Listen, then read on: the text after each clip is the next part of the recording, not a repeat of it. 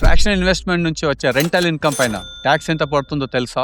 మీరు 30% వరకు కట్టాల్సి వస్తుందా? ఈ సింపుల్ ట్యాక్స్ క్యాల్కులేషన్ తెలుసుకుంటే మీ నెట్ ప్రాఫిట్ చాలా వరకు సేవ్ చేసుకోవచ్చు. ఫ్రాక్షనల్ ఓనర్షిప్ లో 2 మెయిన్ పార్ట్స్ లో ఇన్కమ్ వస్తుంది. ఈ రెండిటిపైన ట్యాక్స్ ట్రీట్మెంట్ చాలా డిఫరెంట్ గా ఉంటుంది.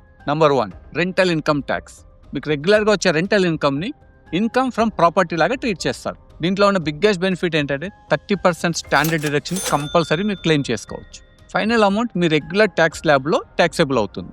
Number 2, capital gains tax. మీ ఫ్రాక్షనల్ ఓనర్షిప్ని అమ్మినప్పుడు మీకు వచ్చే ప్రాఫిట్ని క్యాపిటల్ గెయిన్స్ ట్యాక్స్ లాగా ట్రీట్ చేస్తాం.